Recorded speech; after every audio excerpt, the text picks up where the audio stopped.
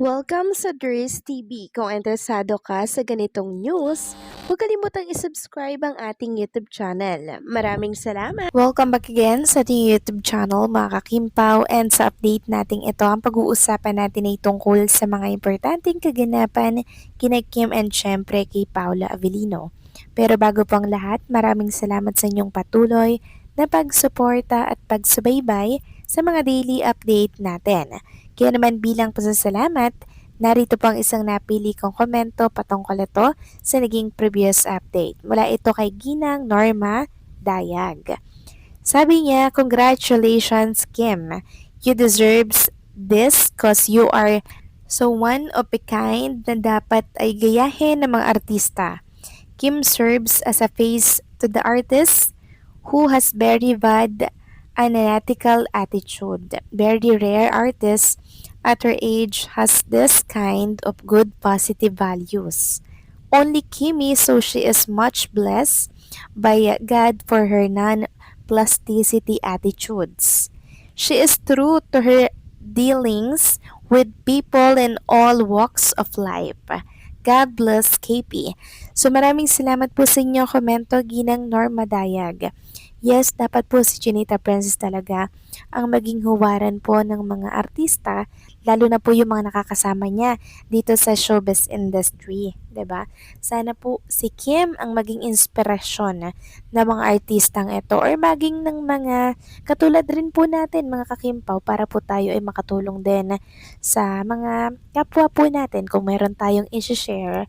Why na tumulong tayo, 'di ba? Kahit na konti. Gayahin natin si Chinita Princess mga kakimpaw na talaga namang napaka-generous sa mga nangangailangan, sa kanyang mga kaibigan, kaanak, kapamilya, 'di ba? Kaya nga po marami ang humahanga sa kanyang kabutihan at kababaang loob.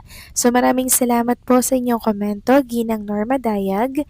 God bless po sa inyo at mabuhay kayo. So eto na nga, pag-usapan na natin mga kakimpaw ang mga topic po na nakalap natin sa araw na to ng Martes, at unahin nating talakayin ang tungkol dito sa pag-react ni Paolo Avellino sa award na nakuha po ni Chinita Princess. Very proud jowa nga daw itong si Paolo. Ayon nga dito, nakakilig para sa mga fans ni Paula Avellino at Kim Chu ang naging reaksyon ni Paolo nang ibinahagi ni Kim ang pagkapanalo niya bilang People's Sexiest Female. Sa video na ibinahagi ni Kim sa kanyang Instagram, kapansin-pansin ang pagtingin at biglang pagdilat ng mga mata ni Paolo nang banggitin ni Kim ang naturang award, bagay na agad ikinatuwa ng kanilang supporters. Hindi ito nakaligtas sa mapanuring mata ng Kim Pao fans na mabilis na nag-react online. Marami ang nagsasabing halatang proud at kililig si Paolo para kay Kim, at lalong kinilig ang fans sa natural na reaksyon ng aktor habang nakatingin sa kanyang kalab team. Mas naging cute pa ang eksena nang banggitin din ni Kim na nanalo si Paolo bilang People's Sexiest Male. Makikita ang simpleng ngiti ng aktor na tila nahihiya pero masaya sa natanggap na pagkilala mula sa publiko. May ilan ding netizens ang nagbiro na baka hindi lang sanay si Paolo na tawaging sexy dahil mas kilala siya sa pagiging tahimik at low-key pagdating sa mga ganitong usapin. Kaya naman tila hindi rin siya makapaniwala na marami pala ang humahanga at bumoto para po sa kanya. Umani tuloy ng kilig comments ang kanilang video, yung reaction ni Paolo sa People's Sexiest Award para sa fans. Simple man ang eksena, ramdam umano ang genuine sweetness ng dalawa.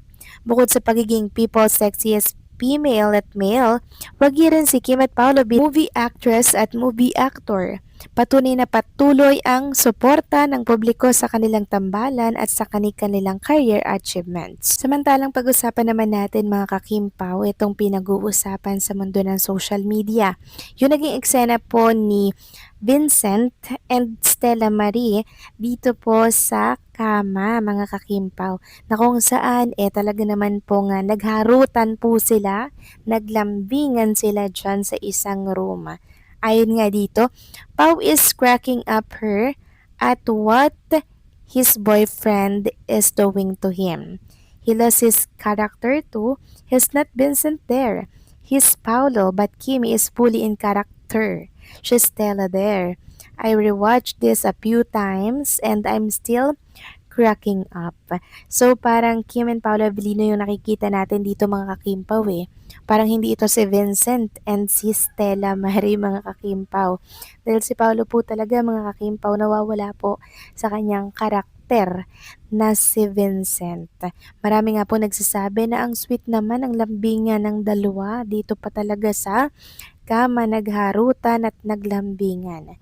Sabi pa ng isa dito, alright Stella, go ahead and smash it. Kaya naman aliw na aliw at kinilig ang mga Kimpaw fans sa napanood po nila kagabi mga kakimpaw na lambingan ni Vincent and nitong si Stella.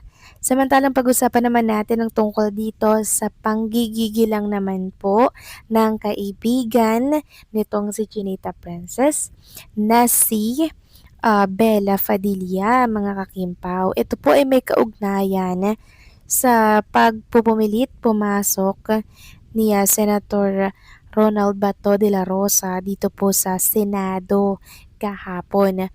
Sabi nga po dito ni Bella Padilla, mga kakimpaw, so many questions daw. Who gave that man the right to shout at a woman calmly asking him questions that are valid? Senator, bakit ka nandito? Yes, we'd like to know. Ikaw na nga nagsabi na sumusweldo ka, so nasaan ka recently? Sumusweldo ka nang hindi ka pumapasok, okay ba yon? Number 2, why so hysterical? Calm down. Did you come to work today to finally do some good work today, sir? And number 3, is there no citation for being gone for so long? I was in the ER the other day, but I still rushed to work immediately after. And I'm not even important. Aren't senators important? Don't their decision affect millions of lives? So their wages being high is justified.